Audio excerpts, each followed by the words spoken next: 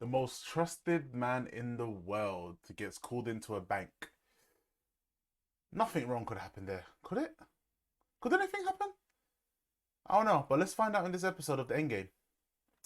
Episode 3, let's go.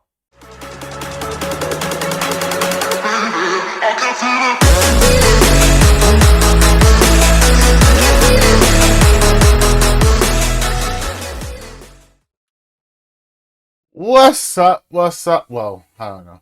How you doing today? It is Wednesday the 9th, and we have an episode of Endgame to go through. It is going to be very, very interesting.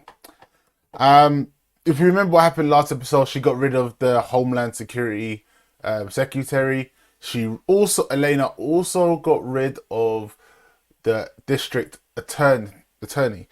Now, this episode, if you have seen everything already, this episode, there is a hostage, and Elena uses a high-profiled news, I believe it's a news anchor or host, TV show host, to negotiate her release. Let's see. But again, we're going through the same process as we did last week, so let's go. Right. So Elena had, well, let's go. So Elena, obviously, she's taken over 7 banks, right? She is in a secure bunker where the FBI are holding her. She's still making big moves. Let's make sure that's correct. She is making big moves. So now in this episode, the hostages in Bank 5 have, well, the people holding Bank 5 have taken a hostage and put her in a safe that is not ventilated and has about 4 hours of oxygen for her to survive. Now, Elena has had a pre-recorded message. Let's bear in mind, this is how far she has gone. She has a pre-recorded message that they hacked into all TV networks, demanding that they want to speak, well, for the hostage to be released and for that bank to be released, that they send the TV anchor on the show to negotiate her release. Bruv, they've worked out a lot of things with this show, and it's so good just to see it. They are fantastic. Absolutely fantastic. Now let's see if the FBI are going to play ball. And also, we have learned valuable information about Val's husband, that he has been in bed with Elena and Sergey since 2016, after he got shot in Argentina. Now, we don't know what happens in Argentina as of yet, but we will find out by the end of this episode. And maybe Val's eyes will be open a bit more to whatever plan Elena has coming for her. This is just too damn good. Too damn good.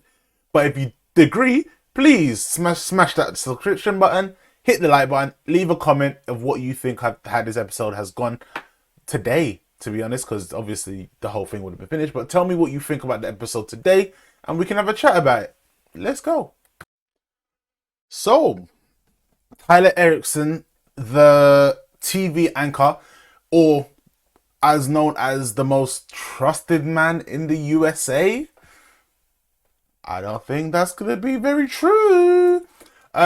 So, obviously, Federova has set everything into motion.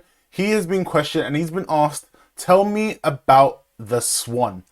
No idea what the hell that's talking about, what the hell that means.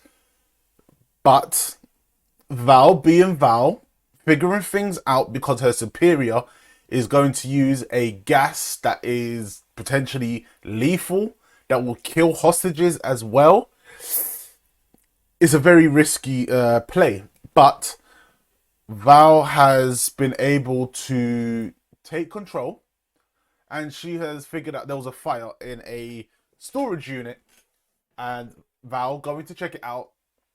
Turns out that they have found a dead body in a freezer in a storage unit, that if we're correct, And if Val is also correct, that this dead body is going to lead to the anchor and has something to do with the anchor.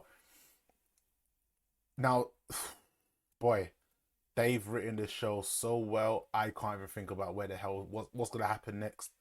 But there's also trouble inside the prison.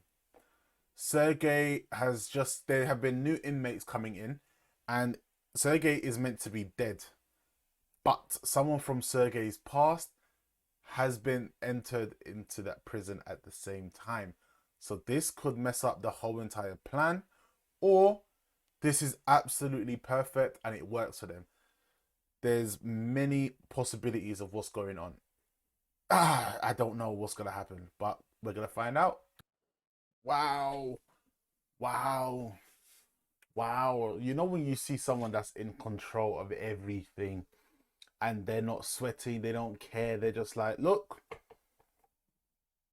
I can chill. I ain't got nothing to do. You look got me in a bunker. I've got everything that I have planned is going the way I want it to go. And she has control of everything. Every single thing. They are making this show insane. So insane. It hurts. It hurts to see how much and how insane this show has gone. Now, we still don't know what Tyler's situation is with the dead woman's body.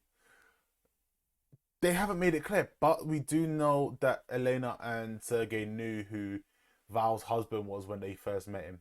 They knew he was they knew he was an FBI agent. So they've had him for what? This is what, 2021, 22. So they've had him maybe as a friend for 6 years, potentially 6 to 5 years. This is nuts. But also in the prison, it turns out Sergey's friend, well, the guy that knew Sergey from his past life, recognized him and came up to him and started talking to him. And Sergey sort of killed it down, but it seems like Sergey is probably going to kill him, just to stop people talking and getting his name out there before someone finds out that he's not dead, that he is very, very much alive.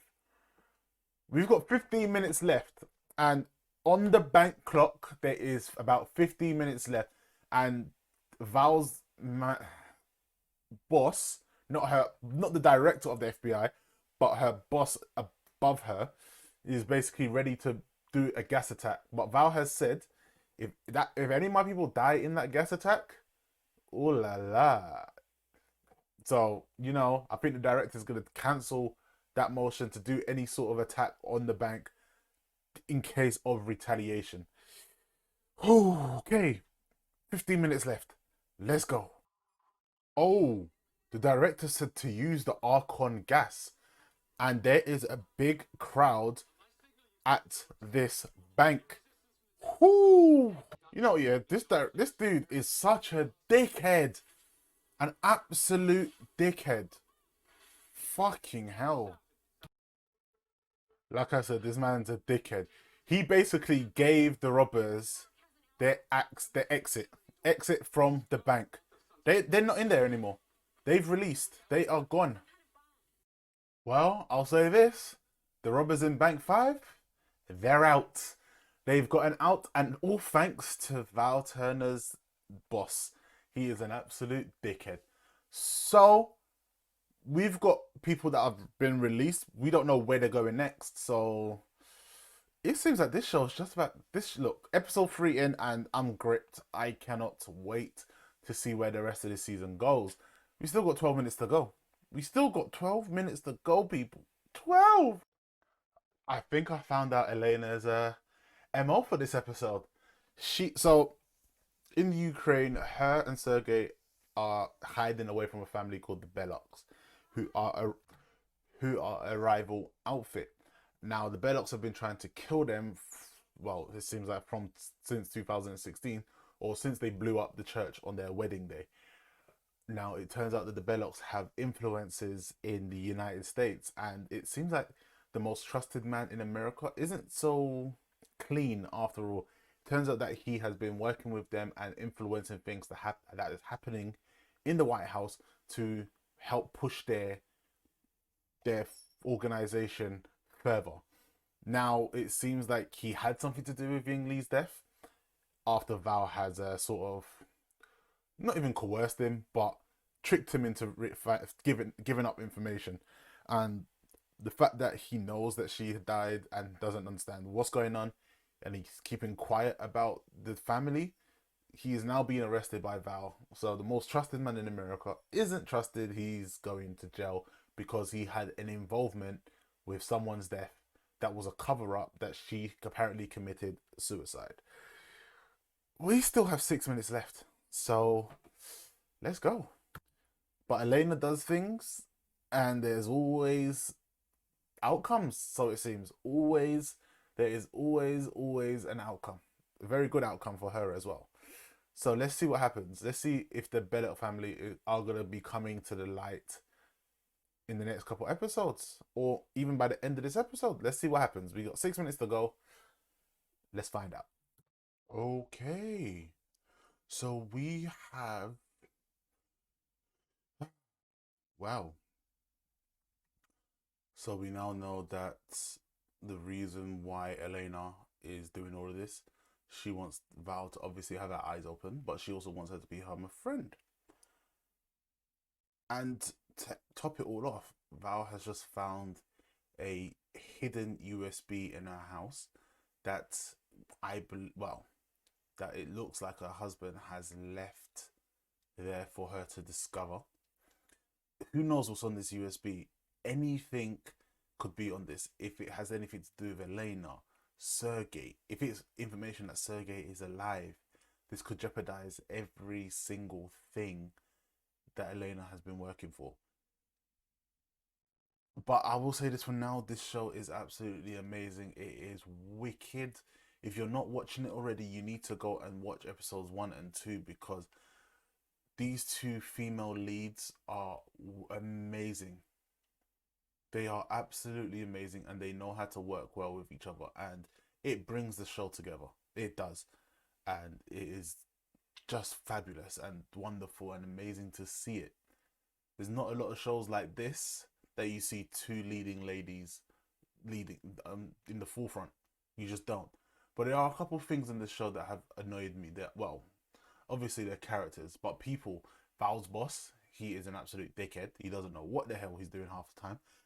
But he's obviously going to make a big mistake at some point, and he's going to look like an absolute fool. But episode 3 was amazing. Episode 3 was suspenseful, and it definitely made you want to think and figure out where anything was going next. But as the show goes on, we are seeing a lot of connections on how things are working and why Elena is doing what she is doing. Whew. Wow, that is episode 3 done. That is me finished for today. And I hope you all have a great day, and I hope you're all amazing. If you have stayed here for so long and you stayed here to the end, please hit that subscribe button, smash the like button, and tell me what your thoughts were on this episode. If did you enjoy it, give me a rating out of 10 on what you think, what you thought of it, to be honest. And also give me a 1 sentence on what you think is going to happen, or what you think is on the hard drive or the USB stick that Val just found. Let me know in the comments, and we can all guess and we can all play a game in the next episode to see what happens. But again, thank you all for jumping in, and I hope you all stay safe. I've been Rich. Hope I entertained you very, very well today. See you next time. Peace.